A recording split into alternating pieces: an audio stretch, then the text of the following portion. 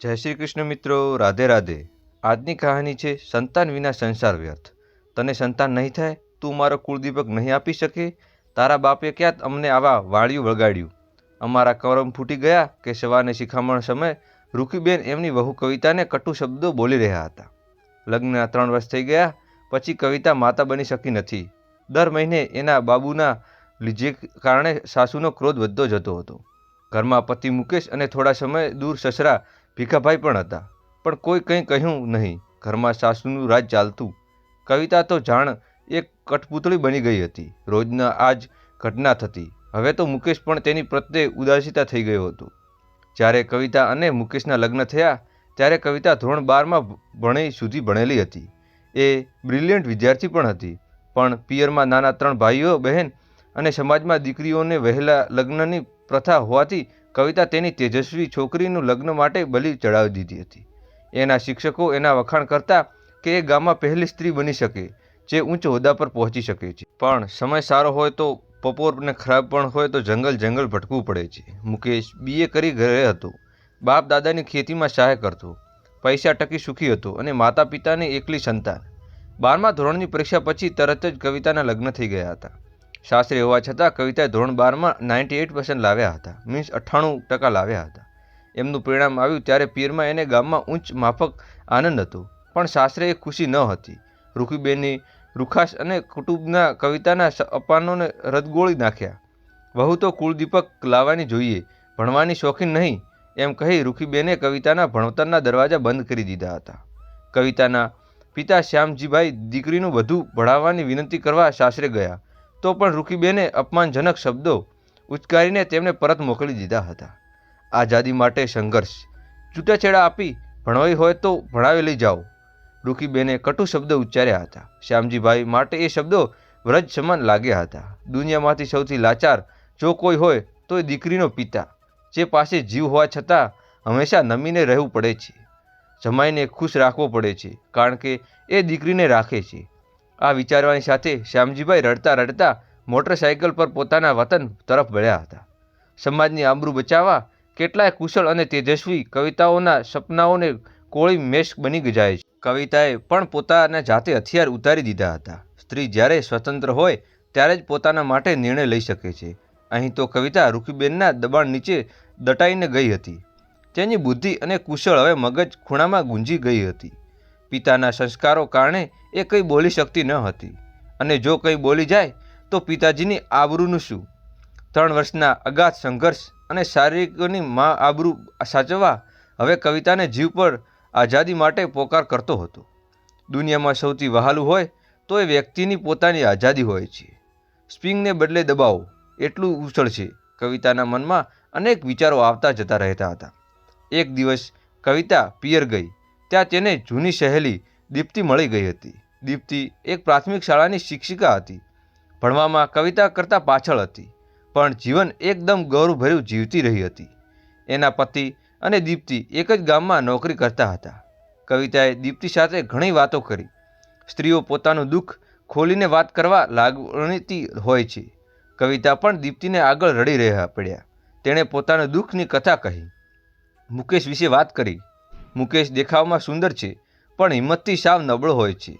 મારા સાથે આવવાની જગ્યાએ એ વધુ સાંભળીને જ લે છે। દીપ્તિએ કવિતાને હિંમત આપતા કહ્યું, મેડિકલ ટેસ્ટ કરાવીને સાચી હકીકત બહાર લાવી દે, ખબર તો પડે કે કોની ખામી કોની છે। અને બીજું, તું તો એક કવિતા છે જેના ગુણો માટે તારા શિક્ષકો ગાન કરતા હતા। તું તારા આઝાદી માટે લડવાની તૈયાર થા। કવિતા પહેલીવાર સચેત થઈ। દીપ્તિના શબ્દો એના મનમાં એક નવી ચેતના જગાવી ગયા। સ્ત્રીનું આત્મસન્માન, સભામાં તારી વાર્તાઓની અને હિંમત મળતી હતી, ચાલ આંસુ લૂછીને આગળ વધી જા। દીપ્તિએ કવિતાને પ્રેરણા આપી। એવું કહેવાય છે કે દુઃખના સમયે કોઈ થોડી પણ હિંમત આપે તો વ્યક્તિમાં જોમ અને જુસ્સો વધી જાય છે। દીપ્તિની ઉશ્કેરીકરણથી કવિતા થોડું જાગી। એના મનમાં ભૂતકાળ તાજો થઈ ગયો હતો।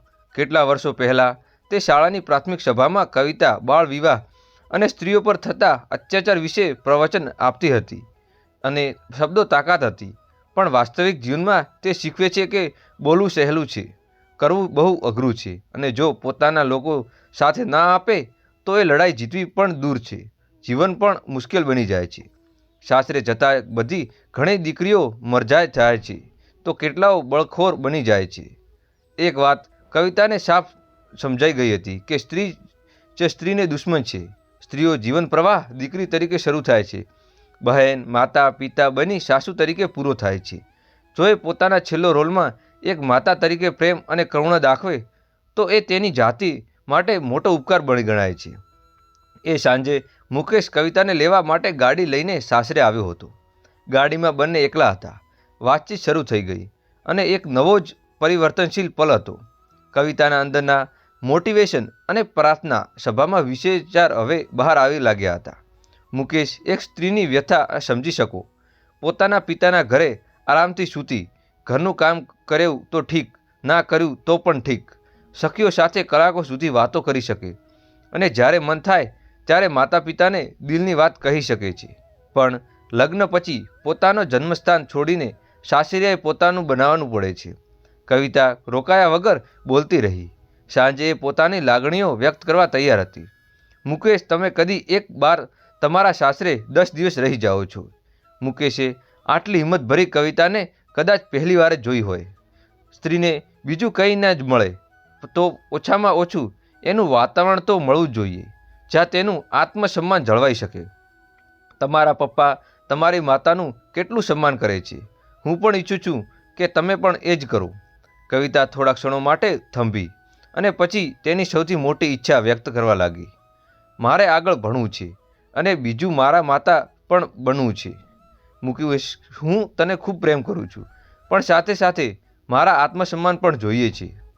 મુકેશ કવિતાની આંખોમાં જોયું. તે કવિતાનું નવું સ્વરૂપ જોઈ રહ્યો હતો. આજે કવિતા માત્ર ફરિયાદ નથી કરતી હોતી, તે પોતાનું જીવન પોતાના અનુરૂપ જીવવા માંગતી હતી. અગાઉ ક્યારે કવિતા આવા વિશેષ ઉઠાવ, ક્યારે મુકેશ એને યાર રાખીશું થશે કહી તે ટાળી દેતો હતો. પણ આજે એ જાણતો હતો કે આ કવિતા અટકાવી કોઈને હાથમાં ન હતી. સ્ત્રી જો મહાકાળીનું સ્વરૂપ ધારણ કરે તો તેના ખપ્પરના ભલા ખોમાઈ જાય છે. હે ભગવાન, શંકરને પણ એના ગુસ્સાથી શાંત કરવા જમીન પર આડા પડવું પડે છે. મુકેશ ધીમેથી બોલ્યો, કવિતા, તારી ભાવનાઓ હું સમજું છું પણ મમ્મી પપ્પા હું કેમ સમજાવું? અને ખાસ કરીને મમ્મીને તો. કવિતાના મુકેશની હિંમત આપતા બોલે છે, હવે તમે જાઓ. મુકેશ પણ આજે મારી વાતો સાંભળીને મન બોલવા દેવા માંગતો હતો. કવિતા તરત જ બોલી, કાલે આપણે હોસ્પિટલમાં પણ જવાનું છે. હું માતા કેમ બની નથી શકતી એ જાણવા માટે મારે થોડા ટેસ્ટ કરવા પડે છે. મુકેશે માથું હલાવીને કહ્યું, ઓકે. ઘર આવી ગયું હતું. આજે સાચા અર્થમાં એક પરિપક્વ સ્ત્રી તરીકે કવિતાનો નવો જન્મ થયો હતો. સાસરિયામાં આજની રાત એ ખાસ હતી કેમ કે એ આત્મસન્માનનો વિશ્વાસ ભરીને સૂઈ ગઈ હતી. બીજી સવારે ચા પાણીના ટાણે કવિતા, મુકેશ, રૂખીબેન અને ભીખાભાઈ બધા જ બેઠા હતા. ત્યારે કવિતાએ કહ્યું, મમ્મીજી, અમારે એક સંતાન જોઈએ છે. એમ મારે પણ જોઈએ જ છે. મેડિકલ સાયન્સ ઘણું આગળ વધી ગયું છે. મારે હવે ડૉક્ટરને બતાવવું છે કે સમસ્યા ક્યાં છે. રૂખીબેને હાથમાં ચાનો કપ લઈને બસ કવિતાના આ નવા રૂપને જોયા જ કરી. ક્યારે કંઈ ના બોલનારા કવિતા આજે ખુદ આગળ આવીને બોલી રહી હતી. વચ્ચે મુકેશ પણ બોલ્યો, મમ્મીજી, તપાસ તો કરી જ આવીએ આજે દવાખાને. અને ડરતા બોલ્યા, મમ્મી, એક બીજી વાત પણ છે. હું કવિતાની સાથે છું અને એને આગળ ભણવાનું પણ છે. એનું એક સપનું છે અને મારા એ પૂરું કરવાનું છે. રૂખીબેનના ઘરમાં આજે પવનનો રૂખ બદલાઈ રહ્યો હતો. તેમણે ચાનો કપ બાજુમાં મૂકીને કહ્યું, શેનું દવાખાનું અને શેનું ભણવાનું? હા, મારો દીકરો જોઈએ છે એટલે દવાખાને જવાની સહેમત આપું છું પણ ભણવાની વાત અત્યારે ના કરો. મુકેશ, 50 વીઘા જમીન છે, મોટો બંગલો છે. આ કવિતા ભણીને મોટું શું કરી લેશે? નોકરી તો તને પણ કરવા નહોતી દેવી અને એને પણ નથી કરવાની. જો સીધી વાત માને તો એ સાસુ નહીં માતા બની જાય. ચા પાણી અને જમવાનું કરી કવિતા અને મુકેશ હોસ્પિટલ જવા માટે રવાના થાય છે. 3 વર્ષ પછી કવિતાને પાંખો ફૂટી છે. એના અંદર હવે આત્મવિશ્વાસ છલકારો દેખાય છે. ડૉક્ટર રવિ પટેલની ક્લિનિક પર જાય છે. હિંમતનગરના ખ્યાતનામ ગાયક એટલે કે સ્ત્રી સંબંધિત બીમારીઓના ડૉક્ટર હતા, ડૉક્ટર રવિ પટેલ. રિસેપ્શન પર કેસ લખાવીને મુકેશ અને તેમની પત્ની કવિતા પોતાના રાહમાં બેઠા હતા. આજે મુકેશના મનમાં ફફડાટ હતો. કાશ મારામાં કોઈ ખામી ના હોય, એ એમના મનમાં વિચારી રહ્યા હતા. કવિતા પણ બાજુમાં પ્રભુને યાદ કરી રહી હતી કે સૌ બધું સારું થાય. એટલામાં રિસેપ્શન કાઉન્ટર પરથી કવિતાનું નામ બોલાયું. આજે ડૉક્ટરની કેબિન સુધી જવાનો રસ્તો પણ 2 જણાને લાંબો લાગતો હતો. ડૉક્ટર રવિ પટેલની ક્લિનિક. અહીં માતૃત્વની ઝંખના ધરાવતી સ્ત્રીઓની નિશારા ઓછી સંભળાવા મળતી હતી. ખૂબ ઉર્જાવા અને ભલા ડૉક્ટર, જાણે ભગવાને એમને દૂત બનાવી મોકલ્યા હોય. કવિતાની સમસ્યા સાંભળીને એમણે પૂછ્યું, તમે શું ફરિયાદ રાખો છો? કવિતાએ કહ્યું, મારા 3 વર્ષ થયા છે, પણ હજુ મારો ખોળો ખાલી જ છે. ડૉક્ટર હસીને કહ્યું, કશી ચિંતા નહીં, બધું સારું થઈ જશે. થોડા ટેસ્ટ કરવાના રહેશે. ચાલો પહેલાં સોનોગ્રાફી કરવી પડશે. કવિતા ટેબલ પર ગોઠવાઈ ગઈ. ડૉક્ટરે જોયું, નાની 20 વર્ષની દીકરી. તપાસ કરતાં એમણે બોલ્યું, બેટા, આટલું જલ્દી માતૃત્વ ધારણ કરવું છે? હજુ તો ભણવાની ઉંમર છે તારી. અને પછી જાતે જ બોલ્યા, આ સમાજનું શું કરવું? એ બોલવા લાગે છે કે આ સમાજ કેટલો પાછળ રહી ગયો છે. હજુ છોકરાઓના અંગોમાં વિકાસ પણ પૂરો થતો નથી અને લગ્ન કરાવી દેતા હોય છે. કવિતાની સોનોગ્રાફી થઈ રહી હતી, પરંતુ ડૉક્ટર એમને કવિતાના કોઈ સમસ્યા દેખાતી ન હતી. થોડા બ્લડ ટેસ્ટ પણ લખ્યા. સાથે સાથે મુકેશને પણ બ્લડ અને સ્પર્મ સેમ્પલ લેવામાં 1 કલાક રાહ જોવાની હતી. ટેસ્ટ થયા પછી કવિતા અને મુકેશ ફરીથી ડૉક્ટરની કેબિનમાં આવ્યા અને તે ડૉક્ટર બોલ્યા, રિપોર્ટ પ્રમાણે કવિતા બિલકુલ નોર્મલ છે, પણ મુકેશ, તારા શુક્રાણુઓ ગતિશીલ નથી. આજથી તારી સમસ્યા છે. દવા કરવાથી કદાચ ઠીક થાય પણ ખરા અને ન પણ થાય, કારણ કે તારા વૃષણ પર ભૂતકાળ કંઈક લગાવવાને કારણે એ સમસ્યા ઊભી થઈ ગઈ છે. મુકેશે ચોક થઈ પૂછ્યું, લાગ્યું હતું? પણ ક્યારે? ડૉક્ટર હળવી મુશ્કેલ સાથે બોલ્યો, તમે ભૂલ ગયા? મુકેશ તરત જ યાદ કરીને કહ્યું, સિરિયલ લીધું ન હતું. આજે એ વાત 5 વર્ષ થઈ ગયા હતા. બસ, તો સમસ્યા ત્યાં જ છે. રૂખીબેનના દીકરામાં સમસ્યા હતી. એને સાંભળવું પડતું રોજ કવિતાને. આ કેવો અન્યાય! હંમેશા સ્ત્રીઓનો જ વાંક નીકળે છે સમાજમાં. પુરુષોને જે આધિપત્ય છે તેઓ સ્ત્રીઓને સમસ્યાને કોઈ આકાર શકતો નથી. સ્ત્રીઓ 2 પતિ રાખી શકતી નથી, જ્યારે પુરુષ 2 પત્નીઓ રાખી શકે છે. મુકેશ ભાંગી પડ્યો હતો, પણ ડૉક્ટરે દિલાસો આપ્યો, અમે બેસ્ટ કરીશું. મુકેશને છેલ્લા 1 વર્ષ ભૂતકાળ યાદ આવ્યો. રોજ એની માતા કવિતા કેટલી ટોર્ચર કરતી હતી. મારા લીધે કવિતા ઉપર કેટલો અન્યાય થયો હતો. મારા લીધે તેના પિતા પણ દુઃખી છે. મારા લીધે એ ભણી પણ ના શકી. મારા લીધે જ એ તેજસ્વી હોવા છતાં આગળ ના વધી શકી હતી. સમાજના હમણાં જ સહન કર્યો છે. એણે વિચારી લીધું કે હવે તે કવિતા ઉપર કોઈ આફત આવવા નહીં દે. કવિતાને ખુશ રાખશે, એના સપનાઓ પૂર્ણ કરશે. આજે મુકેશની હૃદય પરિવર્તન થયું, કારણ કે એ હતું કે ખામી મુકેશમાં હતી, પણ સાથે સાથે કવિતા ઉપર છેલ્લા 1 વર્ષથી થતા આ અત્યાચાર પર હતો. ડૉક્ટરે દવા લખીને આપી. આજે હિંમતનગરના દવાખાનાએ વળતા સાચા અર્થમાં પત્ની સાથે હતા. કવિતા કંઈ બોલતી ન હતી, કોઈ ફરિયાદ ન હતી. કવિતાએ કહ્યું, મુકેશ, ચિંતા ના કરશો, થઈ જશે. મુકેશ રડી રહ્યો હતો.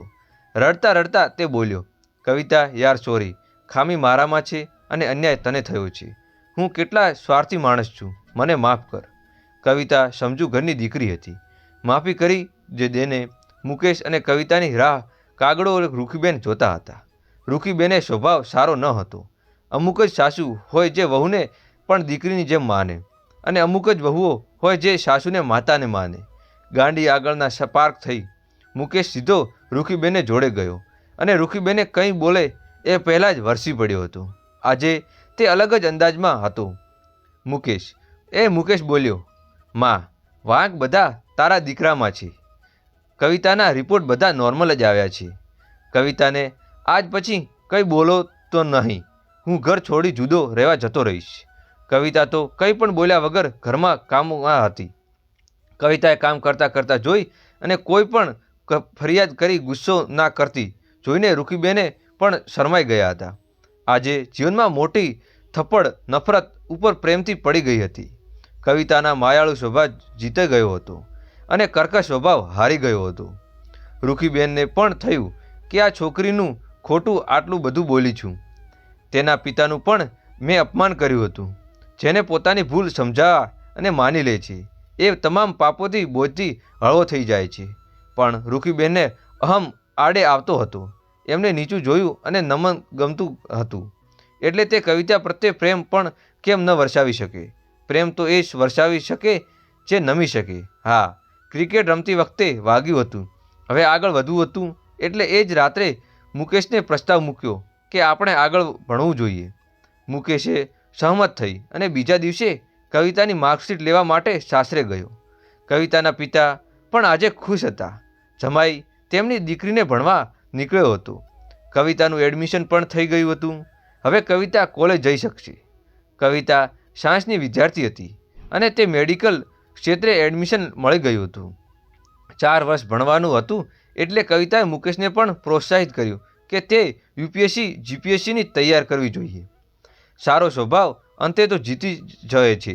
મિત્રો, જો આ કહાની તમને પસંદ આવી હોય તો અમારા વિડીયોને લાઇક કરી ચેનલને સબસ્ક્રાઈબ કરવાનું ભૂલશો નહીં ને નીચે આપેલા લાલ બટનને દબાવીને ચેનલને સબસ્ક્રાઈબ કરવાનું ભૂલશો નહીં, જેથી જ્યારે પણ નવો એપિસોડ અપલોડ કરવામાં આવે તો તેની નોટિફિકેશન તમને સમયસર મળતી રહે અને જાણકારી મળે. અને તમને આ કહાની વિશે શું કહેવું છે તે કોમેન્ટ બોક્સમાં જરૂર જણાવજો અને કોમેન્ટ બોક્સમાં જય શ્રી રામ લખવાનું ભૂલશો નહીં. ફરી મળશું નવા એપિસોડ સાથે નવી કહાની સુધી. ધન્યવાદ, ખૂબ ખૂબ આભાર. જય શ્રી રામ, જય શ્રી રામ, જય શ્રી રામ.